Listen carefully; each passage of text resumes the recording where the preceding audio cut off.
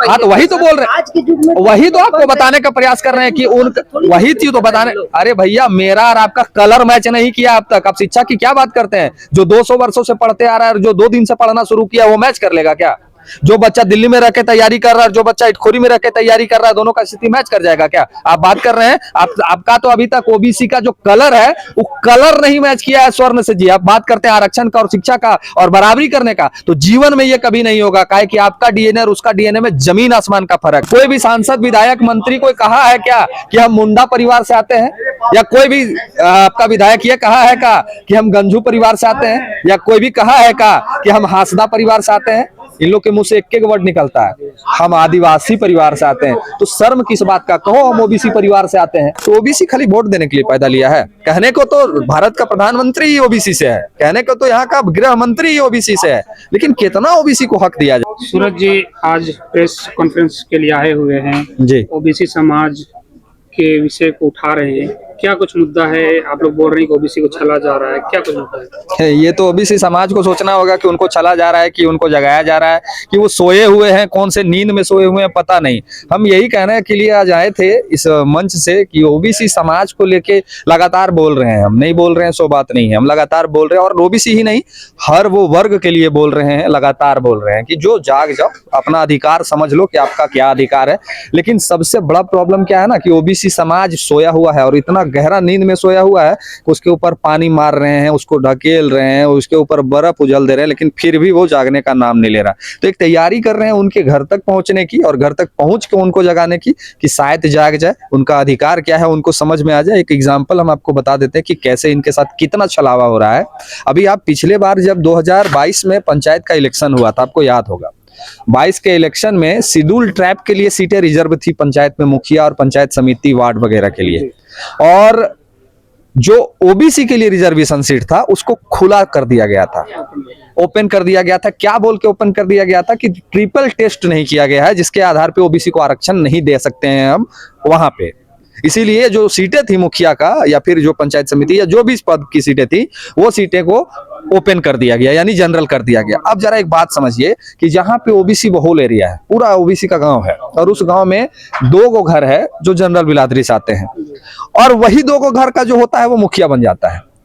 क्यों बन जाता है? इसके पीछे का बहुत पुराना लॉजिक है। हमसे जो जनरल समाज है वो हर तरह से मजबूत है, शिक्षा में मजबूत है, पैसा में मजबूत है, बुद्धि में मजबूत है, कैसे लोगों को तोड़ना है उसमें मजबूत है, कैसे लोगों को जोड़ना है उसमें मजबूत है। तो जरा सोच के देखिए कि ओबीसी का माइंडसेट कहाँ पे सेट है कि जिसका पूरा का पूरा आबादी है, पूरा गांव आबादी उसी का है, 99% आबादी उसी का है और 1% आबादी जो दूसरा समुदाय से है उसको लोग मुखिया बना देते हैं। तो ये तो तभी दूर कर पाइएगा जब वहां का सीट आरक्षित हो जाएगा ओबीसी के लिए, तभी ना। ये तक नहीं है, सोच लिए कितना बड़ा छलावा है। बिहार का भी एग्जांपल ले लीजिए, बिहार में अभी 2 सीटें शेड्यूल ट्राइब के लिए रिजर्व है, 38 सीट जो है वो रिजर्व है शेड्यूल कास्ट के लिए और बाकी जो सीटें हैं 203 सीट वो खुला है, माने कोई लड़ सकता है। मतलब आप एक बात समझिए कि अगर उस पूरे विधानसभा क्षेत्र में अगर जनरल की आबादी 1.5% है, 1% है, वहां वो विधायक बन जाएगा। क्यों बन जाएगा? मैंने बता दिया, मुखिया वाला कहानी है, वहां वो विधायक बन जाएगा। तो ओबीसी को आप ना नौकरी में आरक्षण दे रहे हैं, ना राजतंत्र में आरक्षण दे रहे हैं, ना ही उसको मुखिया बनने दे रहे हैं। तो ओबीसी खाली वोट देने के लिए पैदा लिया है। कहने को तो भारत का प्रधानमंत्री ही ओबीसी से है, कहने को तो यहाँ का गृह मंत्री ही ओबीसी से है, लेकिन कितना ओबीसी को हक दिया जा रहा है? जहाँ 27 है वहां 14 कर दिया जा रहा है और जहाँ 14 है वहां 27 अगर करने का कोई पहल कर रहा है। अभी मोहन यादव जी मुख्यमंत्री का एग्जाम्पल ले लीजिए, उन्होंने 27% करने की बात की तो उसका विरोध में पूरा ट्रोलर गैंग उत्पन्न हो गया कि नहीं होने देंगे। एक बात हमको समझ में नहीं आता है कि ये कौन से संविधान में लिखा हुआ है कि हमको हक मांगने का अधिकार नहीं है? कौन से संविधान में लिखा हुआ है? क्या किसी संविधान में है कि हम हक नहीं मान सकते हैं? लेकिन यहाँ क्या है कि जब आप हक मांगने, आज आपका प्रेस कॉन्फ्रेंस देख रहे हैं ना, आप कमेंट बॉक्स पढ़ लीजिएगा, कमेंट बॉक्स आप पढ़ लीजिएगा, उसमें इतना विरोध लिखा जाएगा। मतलब ओबीसी क्या करे? हक भी ना मांगे, अपना आवाज को भी ना बुलंद करे। तो मेरा ये कहना है कि ओबीसी समाज जब तक रोड पे नहीं आएगा, ओबीसी समाज जब तक आपका ये मन नहीं बना लेगा कि हम भी सीएमओ का घेराव कर सकते हैं, हम भी आपका राजभवन का घेराव कर सकते हैं, तब तक ओबीसी का कुछ नहीं होने जा रहा है। ओबीसी का एक माइंडसेट होता है कि सुबेरे उठेंगे, जाके दुकान खोलेंगे, दुकान बंद करेंगे, शाम में आएंगे, 200 कमा के आएंगे और फिर बिहान 200 में 180 रुपया खर्चा करेंगे, 20 रुपया बचाएंगे और फिर वही 20 रुपया को व्यापार में लगाएंगे। यही माइंडसेट है। अच्छा, एक बात बताइए, ओबीसी समाज जो है जनरल से भले ही पिछड़ा है, लेकिन जो भी और शेड्यूल ट्राइब है, शेड्यूल कास्ट है, उनसे कहीं ज्यादा शिक्षित है, बिल्कुल। आर्थिक रूप से भी मजबूत है और सामाजिक रूप से भी मजबूत है, फिर भी वो जगह हो क्यों नहीं? आप बोल रहे हैं कि पानी मार रहे तो भी नहीं जग रहे। देखिए कारण है इसमें, दो चीजें हैं।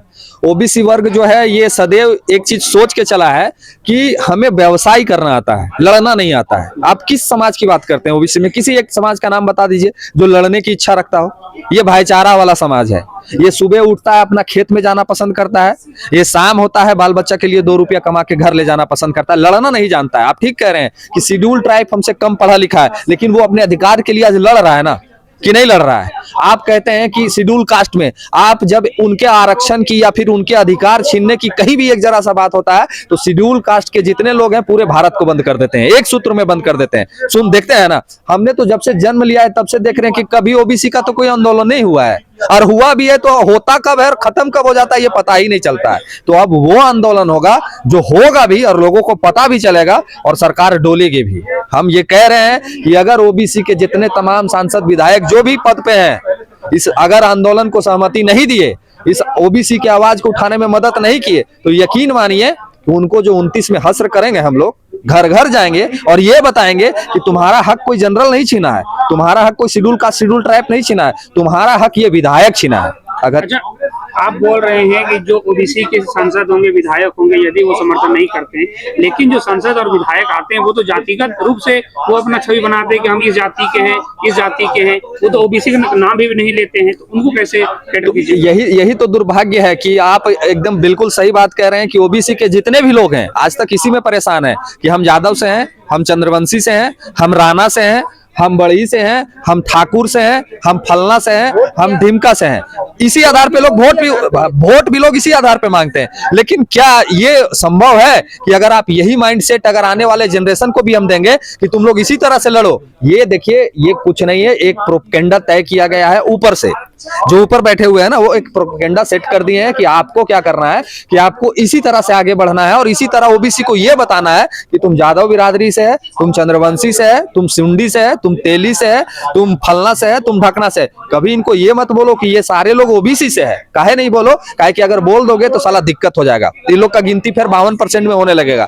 इन लोग का गिनती तो हमको कम करके रखना है ना, तबे ना इसको कम आरक्षण मिलेगा। जिस दिन ये गिनती 52% में हो जाएगा तो आरक्षण के लिए लड़ने लगेंगे। तो यही मांग हमारा है कि जब तक आप जागिएगा नहीं, अपने आप को ओबीसी नहीं कहिएगा, अपने आप को बहुजन नहीं करिएगा, तब तक कोई उपाय नहीं है। आप बटे रहिए जातियों में, इसी तरह कटते रहिएगा। झारखंड के 172 जातियां जो BC1 BC2 मिलाकर है जी जी, क्या उनको एक छत्र के नीचे आप ले आ पाएंगे?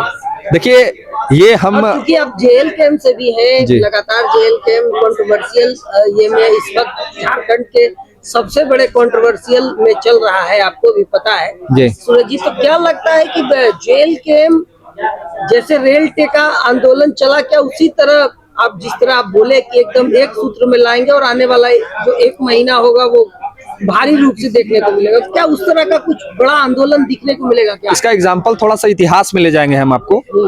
चंद्रगुप्त मौर्य का नाम सुने होंगे। चंद्रगुप्त मौर्य कोई राजा का बेटा नहीं था, एक गरीब परिवार से जन्मा था और गरीब परिवार का बेटा था। लेकिन इतिहास में ये लिख दिया गया कि वो सम्राट चंद्रगुप्त मौर्य बन गए।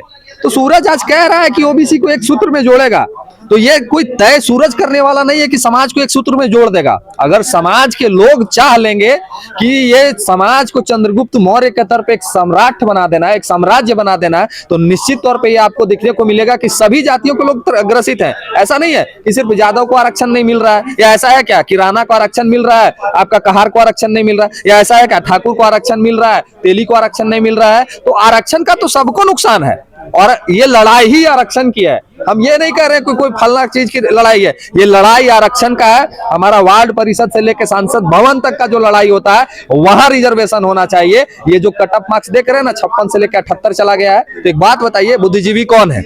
बुद्धिजीवी कौन है? हम लोग जानते हैं कि वैदिक काल से जितना भी ब्राह्मण राजपूत वैसे समाज में बहुत अंतर रहा है। हम लोग बेचने वाला समाज रहे हैं और वो राज करने वाले समाज रहे हैं। अब आज का नौबत ये है कि हमसे कम मार्क्स में वो पास कर जा रहा है। तो अभी वो लोग कहाँ चले गए जो कहते हैं कि कम ज्ञान वालों को नौकरी हो जा रहा है, ज्यादा ज्ञान वालों को नौकरी नहीं हो रहा। तभी तो कट ऑफ मार्क्स ओबीसी का 76% है और जनरल का आपका 56% है। तो कहाँ अभी कहाँ है वो बोलने वाले? तो ये कुछ नहीं है। हम लोग एक प्रयास करने जा रहे हैं। अगर समाज में ये क्षमता होगी, अगर समाज में ये इच्छा होगी कि हम लोग को सबको मिल के एक सूत्र में बंधेंगे तो ये निश्चित पॉसिबल हो पाएगा। और परेशान कौन नहीं है? अभी सबसे ज्यादा परेशान अगर कोई झारखंड में है तो वो विद्यार्थी है, नौकरी नहीं कर पा रहा है।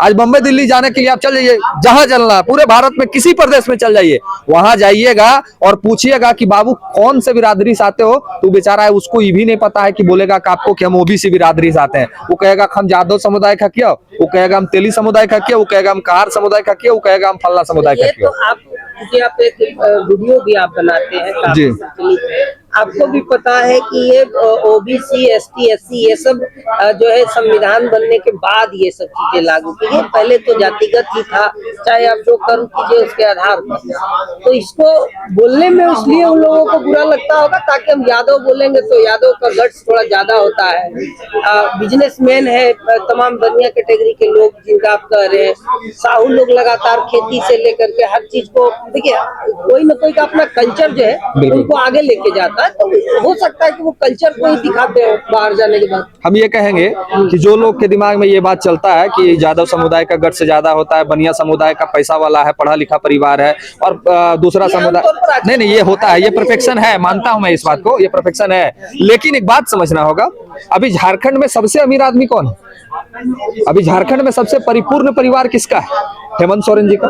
ये मानते हैं ना आप कि झारखंड में सबसे परिपूर्ण परिवार अभी कोई है, पढ़ा लिखा परिवार है, बुद्धिजीवी परिवार है, वो कौन है? हेमंत सोरेन जी है। लेकिन कभी आपने सुना है क्या कि हेमंत सोरेन जी कहें कि हम सोरेन परिवार से आते हैं? बता दीजिए ना कि कोई भी सांसद विधायक मंत्री कोई कहा है क्या कि हम मुंडा परिवार से आते हैं?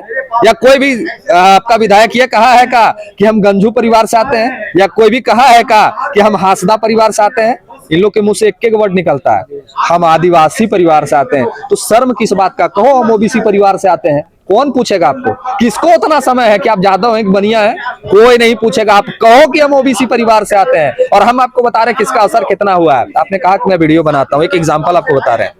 मैंने पिछले 4 दिनों में बैक टू बैक 10 वीडियो दिया है इस पर ओबीसी को लेके, और उस 10 वीडियो का इस कदर असर हुआ है, इस कदर असर हुआ है पूरे झारखंड में कि हम आपको बता रहे कि मेरे एक आह्वान में रांची में कम से कम हमको लगता है कि आज बुला देंगे तो 10,000 आदमी आ जाएगा। तो आग सबके अंदर में जल रहा है, जल रहा है, बस जरूरत है कि उस आग को बारूद बना के फाड़ देने की। और वही काम आज हम करने आए थे और सफल हो गए हम इस काम को करने में। आपको बता रहे 1 महीना बीतने में समय नहीं लगेगा। इसी 1 महीने के बाद पुनः हम लोग प्रेस कॉन्फ्रेंस करेंगे और उस दिन आपको बता देंगे कि ओबीसी क्या कर सकता है। हम आपको यकीन दिला देते हैं कि झारखंड का चाहे वो सांसद हो, चाहे वो विधायक हो, चाहे वो मंत्री हो, चाहे वो अल्पसंख्यक से हो या फल्ला से हो, सारे ये ओबीसी है। इरफान अंसारी भी ओबीसी है, सुदीप सोनू भी ओबीसी है। एक बात ख्याल रखिएगा, ये सारे लोग ओबीसी हैं। और अगर ये ओबीसी की बात नहीं किए तो बाद में आप समाज का बेटा है, पहले आप ओबीसी का बेटा है। तो ये अधिकार की बात आपको करनी होगी।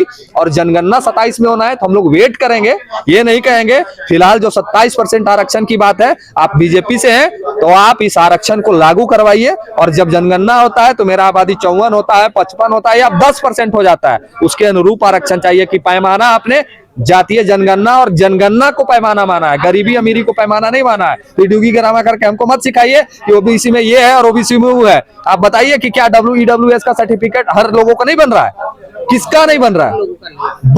आप चलिए मेरे घर आइए, मेरे गांव आइए, हम आपको दिखा देंगे कि वो लायक नहीं है और उसका EWS का सर्टिफिकेट बना हुआ है।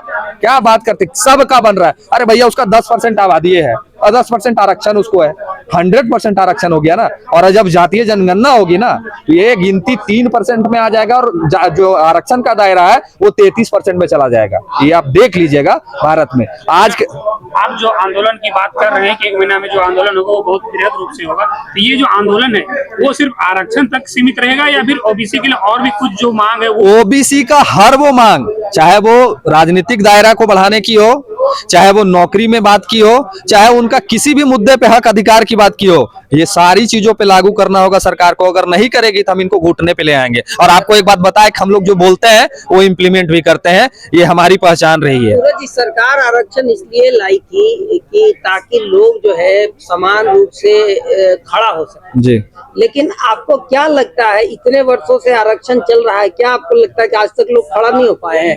बिल्कुल सही, बिल्कुल। आप इस बात का, ये जो प्रश्न है ना, ये तो तमाम सांसद विधायक पे लागू हो जाता है, जिनके परिवार से कई एक बार सांसद विधायक अगर वो बन जाते हैं तो उनको ये कह देना चाहिए था कि आज से हम आरक्षण का लाभ नहीं लेंगे। तो हेमंत सोरेन जी काहे आरक्षित सीट से ही चुनाव लड़ते हैं? आपने 2 बार बोला कि जिनकी 10% मैंने उनको मिल रहा है, जी, लोग और 10% उनकी आबादी है जी, तो हम इसलिए पूछ रहे हैं कि जनरल तो विगत कुछ वर्षों से मोदी जी के आने के बाद 10% हुआ, उससे पहले तो उनका कुछ था नहीं जी। तो क्या लगता है कि वो क्यों आगे मतलब रहे? कारण है इसका, आप सचिवालय चल जाइए, सारे आपके स्वर्ण समाज के ही लोग दिखेंगे।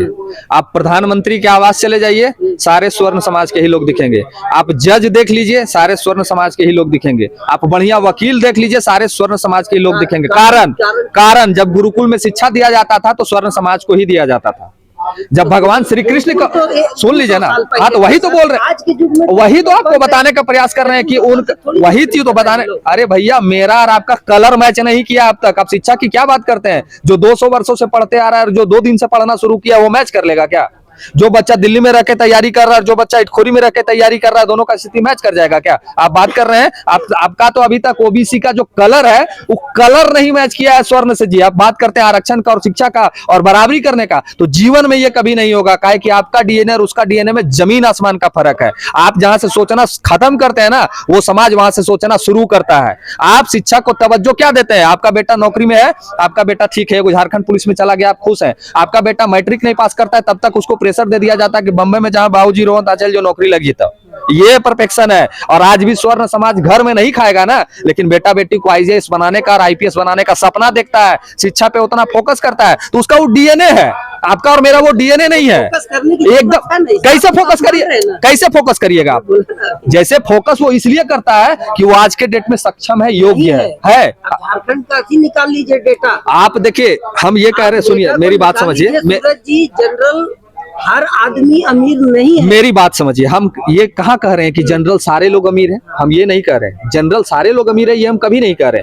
हम ये कह रहे हैं कि उनका अनुपात निकाल लीजिए कि दायरा किस आधार पे आपने दिया है। गरीबी अमीरी अगर दायरा है आरक्षण का, तो इससे बेहतर तो कुछ विकल्प ही नहीं है। लेकिन यहाँ तो गरीबी अमीरी दायरा ही नहीं है। अगर गरीबी अमीरी दायरा तो नहीं, कैसे मान लेंगे? शेड्यूल ट्राइब का कौन सा गरीबी अमीरी का दायरा है? 26% आबादी है, 26% इनको आरक्षण मिल गया। शेड्यूल कास्ट का आपका क्या अमीरी और गरीबी का दायरा है? क्या आपको, क्या आदिवासी में नहीं दिखता है कि अमीर लोग हैं?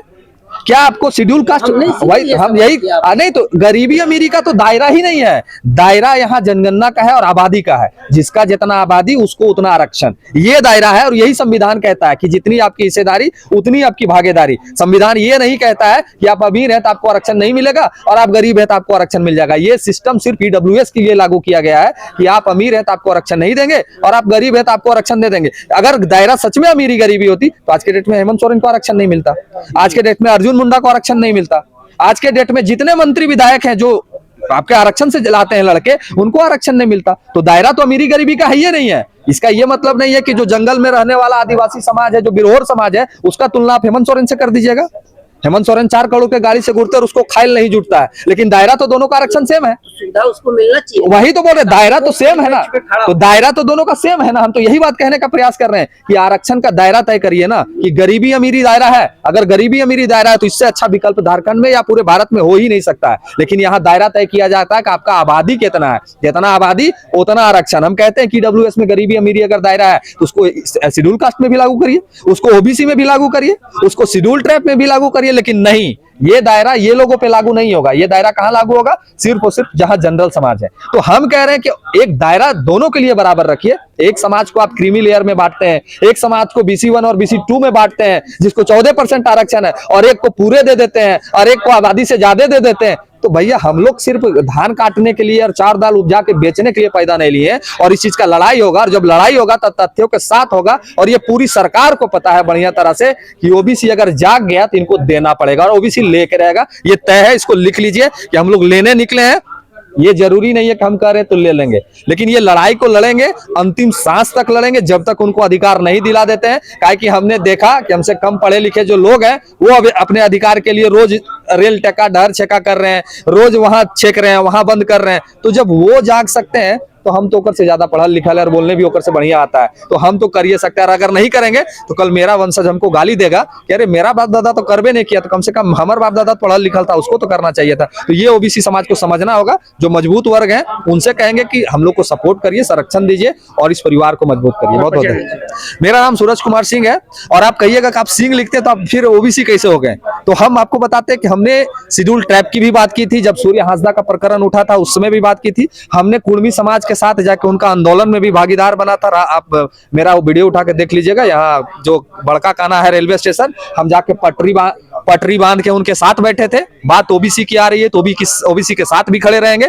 बात स्वर्णों की आएगी तो उनके साथ भी खड़े रहेंगे। तो ये कोई जाति की लड़ाई नहीं है, ये उनके अधिकार की लड़ाई है और इस अधिकार में सूरज सिंह उनके साथ खड़ा है।